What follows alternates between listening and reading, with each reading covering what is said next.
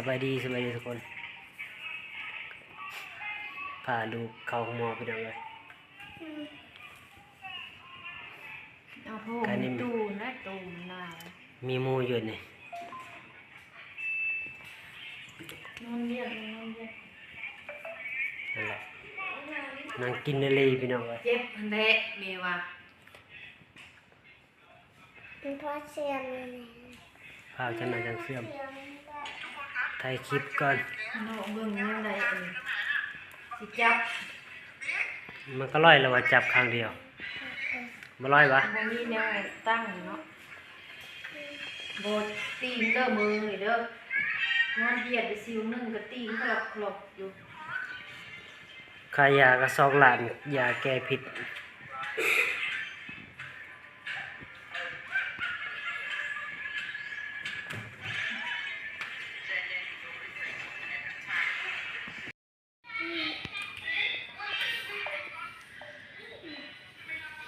เจ้า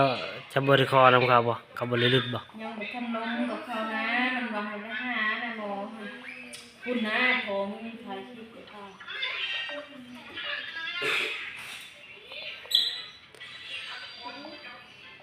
เนี่ยโอ้แค่นี้ยังมีหมู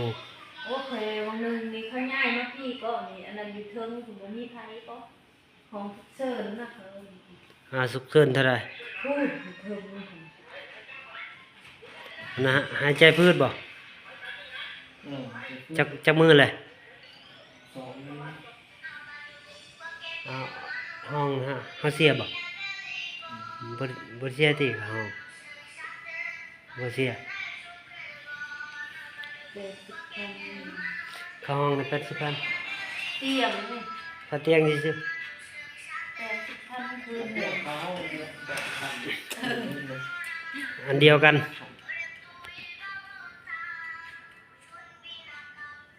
มานะพี่นะมีว่านั่งอยู่สินั่งลงบ่อาบน้ำให้ลูกเนาะโอ้ยเล่นเนื้อเล่นไตที่ท่านได้อาบเจ้าผู้มาหนูไปชิมเพิ่งวับมาถ้านี่หรอกถามหมอเขาสิซักไปจักยาคนผิดซักแล้วเนาะ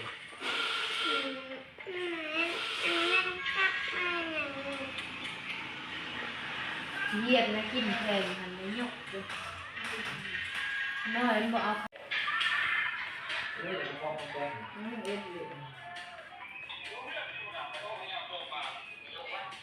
ทำมาหอดพี่น้องเลยงูกัดทายาถอนพิษกับประมาณ2 ล้านพี่น้องเลย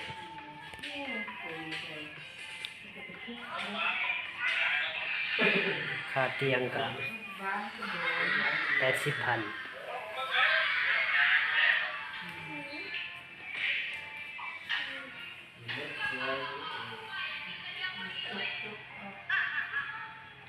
อยู่ห้องหมอเมือง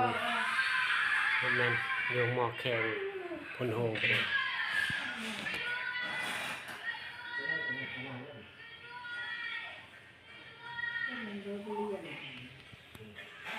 ใส่น้ำเกลืออยู่ตอนนี้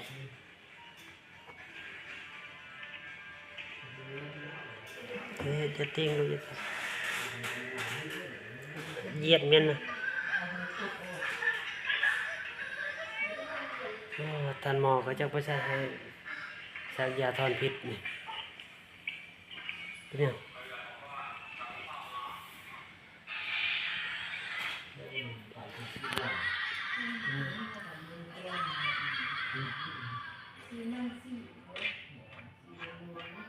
จิบบ่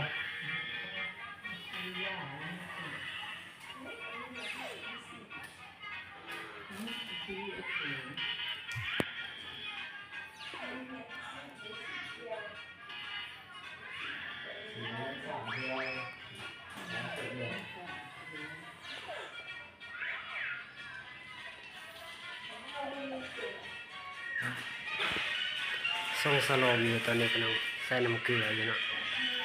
หาทานหมอก่อนหมอกับประธานได้มาเขาว่าสักยาทอนพิษพี่น้องเลยนะสักยาทอนพิษกับ2 ล้านไปเห็นคลิปนี้ก็อย่าลืมกดไลค์กดแชร์ให้ในอยเด้อพี่น้องชิบุลุนอนนะนอนบุลุกนี่แม่ติ้ง แม่เลย แม่ไปซื้อข้าว เพราะนั่นเนี่ย อืม ข้าวเจ้า ข้าวเจ้า ข้าวเจ้าหา อยากกินข้าว ถ้ากินก็กินแล้วมั้ง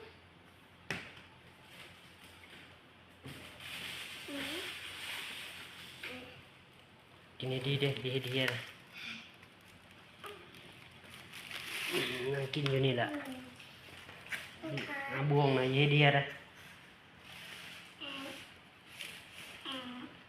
หมอกันนั่นมา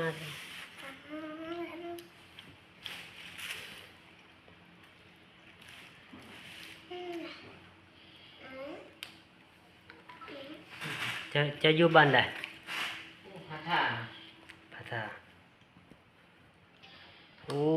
นี่มาหาเงินดนแล้วยินปีปลายแล้วใช่ไหมใช่ไหม2 ปีแล้วเนี่ยมาหาเงินอยู่พี่นะ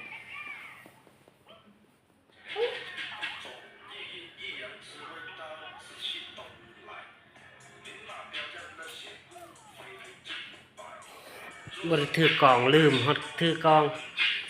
ไม่พอมันก็พอได้เลื่อนไปนะ พอเนี่ยพอถ่ายคลิปเด็กที่ได้ปะ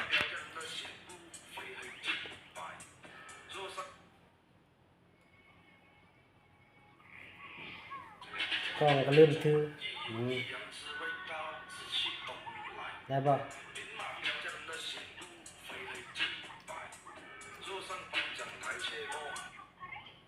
เนี่ยมันก็ขึ้นเลยดิ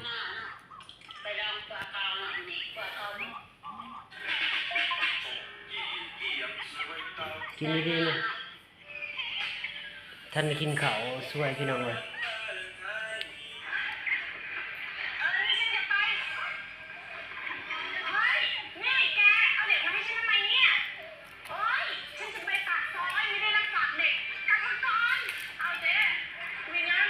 แต่ดูดออกทำน้อยนึง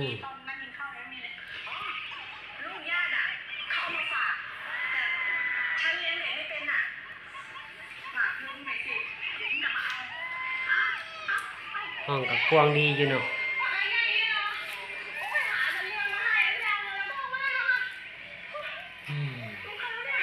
อยู่ห้องส่วนตัวเนี่ยเท่าไหร่คืนนึงเท่าไหร่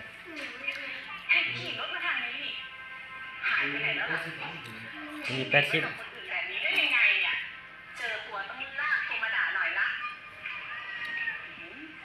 เอาห้องส่วนตัวอยู่ใส่ห้องส่วนตัวอยู่ใส่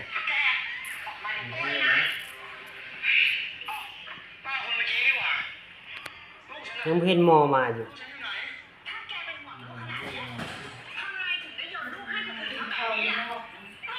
นี่